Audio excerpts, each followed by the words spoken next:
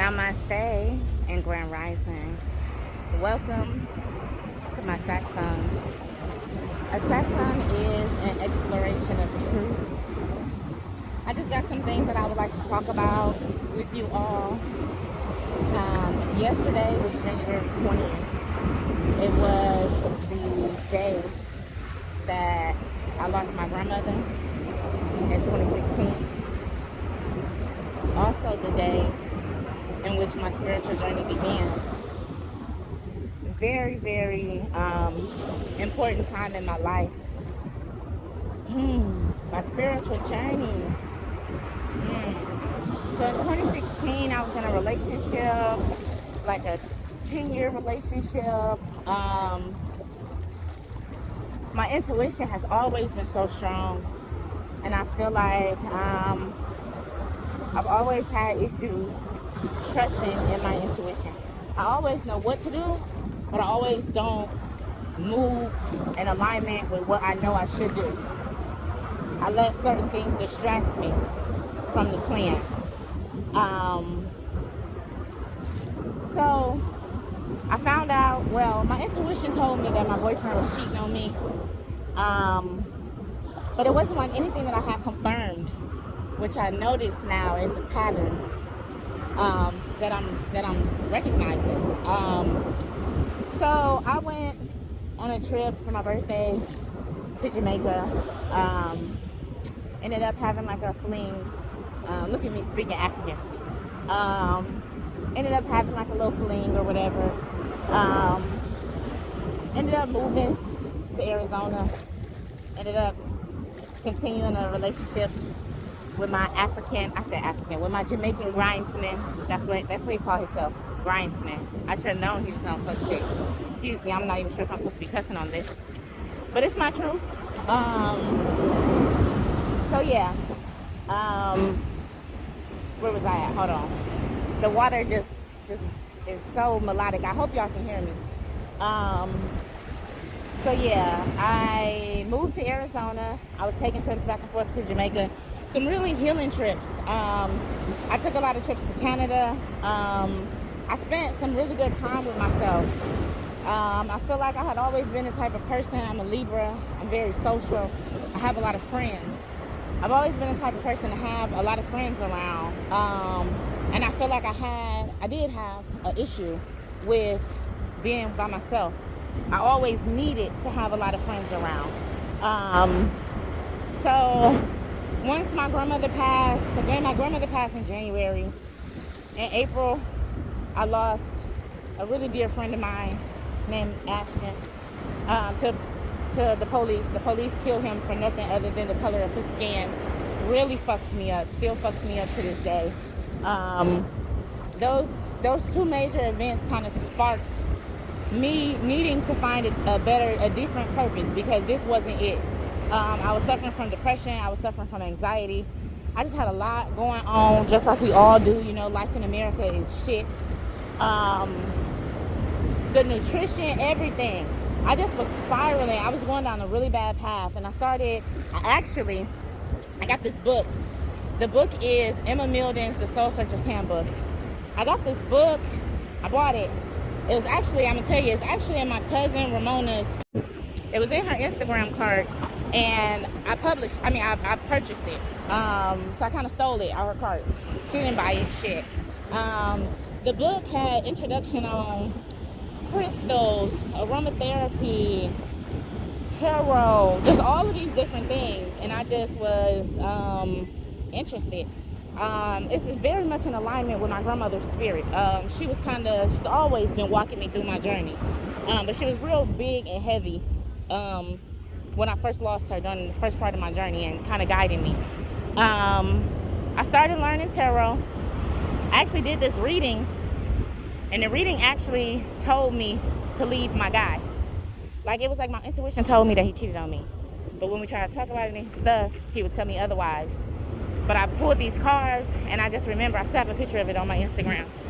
It was a couple cards, and one of the cards said, "Go now," period. He ain't got to tell me again. I left his ass. So yeah, where was I at? So I got that handbook and I started doing all these different spiritual things. Started detoxing, started focusing on nutrition, started meditating, started using crystals, started using essential oils. And just think, to start all of those things at one time, just think of like the rapid changes, downloads you receive. It's heavy. Starting a spiritual journey is heavy, depending on all the things that you take on and start to do right away, because they create change. They really do.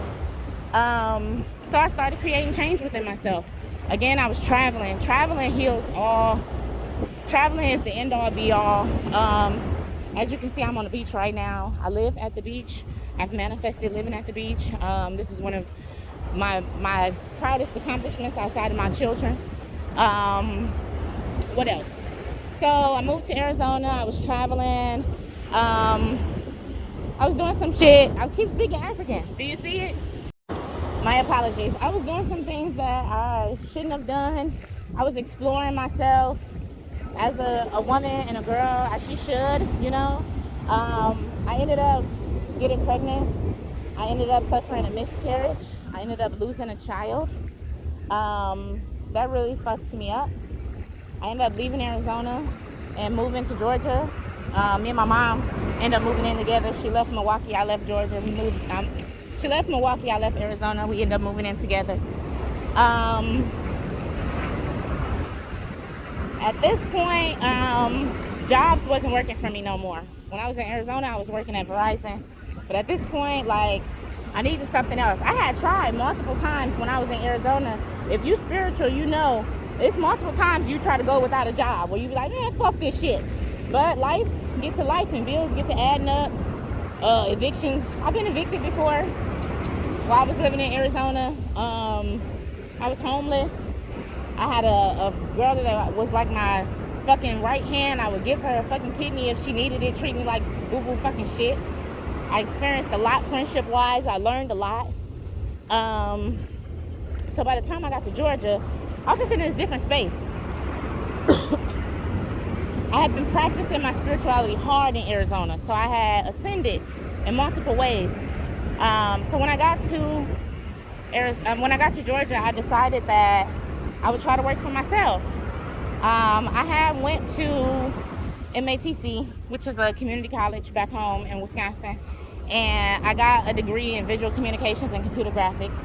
So I can make websites, I can do graphics, but what I really found I'm good at is business.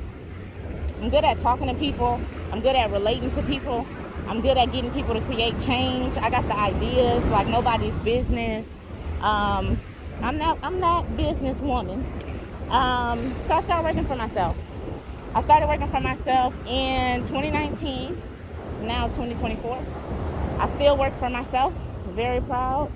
It's not like I got millions. It's not like there have been recently. There have been days where I didn't went without food. I got kids now. Life is real. But we make it work. I keep running out of storage space. Okay, so where was I at? I moved to Georgia, started working for myself, started being the boss that I am. I still was broke, but it was awesome. I was continuing to tap into my spirituality. I had decided that I wanted to become a yoga instructor. I decided that I wanted to take creative medicine more seriously. I decided to take Reiki more seriously. I got certified in all three. The universe blessed me. Okay, I put in that work. I was disciplined. It was really freaking hard to get all those certifications. Did a lot of work. I put in my work. The universe blessed me with a download.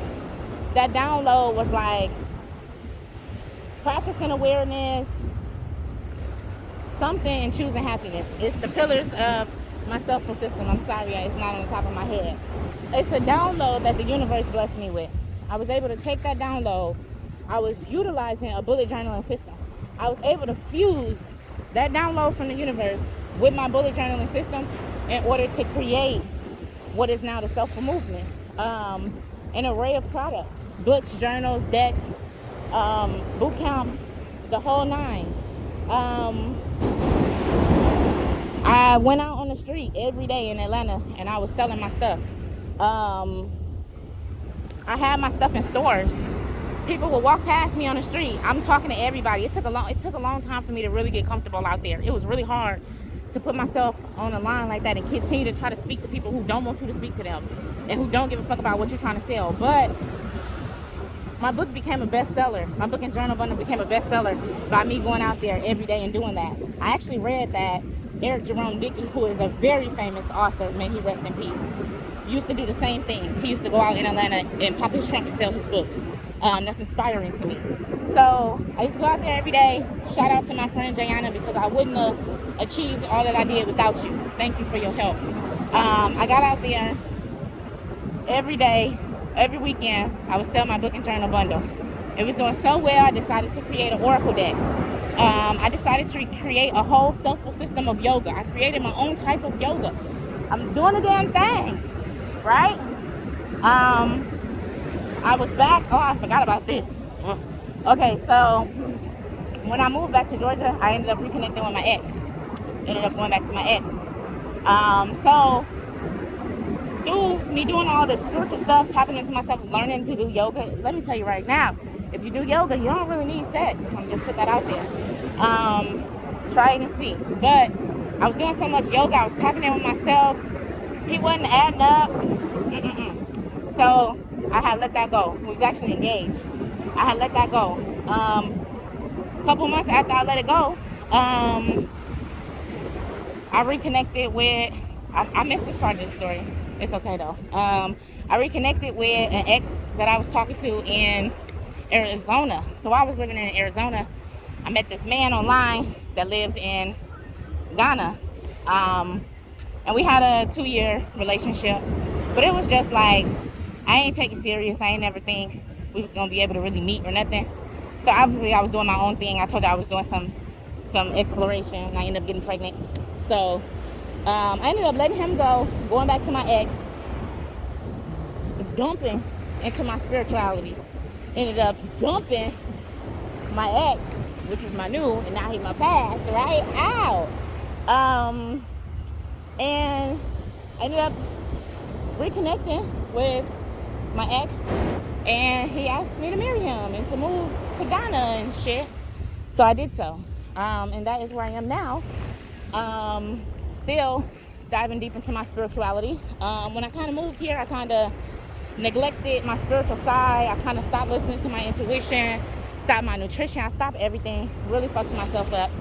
But I'm learning and I'm growing and I'm back on my spiritual tip. And about 7 months ago, I left my husband. And now I'm living in Ghana by myself. I am in a relationship. I'm very happy. Life keeps going. Life keeps moving. Change keeps... I want to use this word, but I don't even know what the word is. Yes, it's a cycle. It's a pattern. Remember I was talking about the pattern of me knowing my ex-boyfriend was doing shit and my intuition telling me, with me not listening, same shit with my husband. But I've noticed the pattern now, and I'm creating change. I'm making change. Anything else I wanted to share with y'all this Satsung? I just want to put an emphasis on the importance of doing your work. Without doing your work, you will get nowhere. Without practicing awareness, without placing your awareness on certain things, you will be focused on other things. I wrap my head to limit distractions. There's a lot of distractions out in this world. We all came here with a purpose. We all are our ancestors reincarnated. They came back because something didn't happen right in their last lifetime. And we have been tasked with the mission of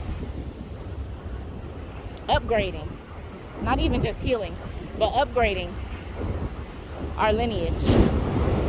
It's up to you to heed the message. It's up to you to answer the call. It's up to you to do your work. It's up to you to find your purpose. That's what I want to leave you with. I want to leave you with self-love. I want to leave you with doing the right thing, putting yourself first, so that you are able to do for others. And Aset, Asar, and Haru's name I pray. Ashe, amen. Thank you, thank you, thank you.